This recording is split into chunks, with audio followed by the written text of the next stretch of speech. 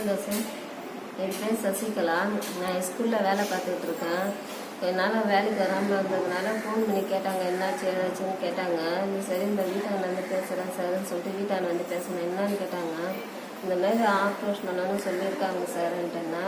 எதுக்குன்னு கேட்டாங்க. Open system பண்ணி அவங்க சொல்லிட்டு சொன்னாங்க சார்ன்ட்டுன்னா.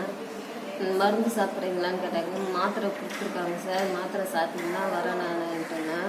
இந்த மருந்து கொடுத்தாங்க சார், இதை சாப்பிட்டுட்டு 2 நாள் கொடுத்து அந்த மாத்திரை நிப்பாட்டுங்க. இந்த மாத்திரைக்கும் இந்த மருந்துக்கும் என்ன ஒரு டிஃப்ரெண்ட்டுன்னு உங்களுக்கே தெரியும், தெரிஞ்சால் என்கிட்ட சொல்லுங்கன்ட்டு நாங்கள் காலையில் அனுப்புகிறோம். முடிஞ்சிச்சுன்னா என்கிட்ட சொல்லினாங்க.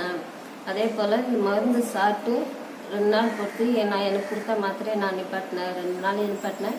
ஆனால் அது இப்போ 1 நாள் போடாமல் இருந்தாலே வலி எடுக்கும், இந்த பக்கம் கையை வைக்க முடியாது, நெட்டில் கை வைக்கிற மாதிரி இருந்துச்சு.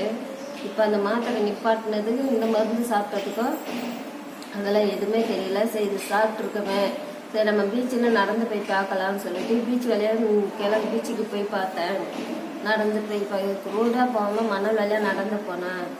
அந்த மாத்திரை போட்டால் மூச்சு வாங்கும், நின்று போய்கிட்டு இருந்தேன். இப்போ அந்த இந்த மருந்து சாப்பிட்டு என்னால் எதுவுமே நிற்கவும் முடியல. பாட்டு நான் போய்கிட்டே இருக்கிறேன். போய்கிட்டே இருந்துட்டு பீச்சுக்கு பார்த்துட்டு வேணும்ட்டு 2-3 வாட்டி அந்த பீச்சு மண்ணல்லே நடக்க முடியாது. அந்த பீச்சு மண்ணல்ல அப்படி இருந்து நான் நடந்து வந்தேன். நான் எங்கம்மா போயிட்டு வந்தேன். நாங்கள் எங்கள் வீட்டில் இது போல் பீச்சுக்கு போயிட்டு வந்தாங்க சார், இந்த மருந்து கொடுத்தாங்க, அதை சாப்பிட்டு எப்படி இருக்குதுன்னு பார்க்குறதுக்கோசம் நான் நடந்து போயிட்டோங்கன்னு சொல்லிட்டு சொன்னேன். சரிம்மான்ட்டு நாங்கள் இந்த மருந்து சாப்பிட்டு எனக்கு ஃபஸ்ட்டோட இந்த மாத்திரையோட இது எனக்கு அவ்வளோ பெஸ்ட்டு கொடுத்துருக்குது. எனக்கு காலி ஆயிடுச்சுன்னா சார் வந்து சொன்னாங்க. இப்போ வந்து வாங்கலான்னு வந்திருக்கேன்.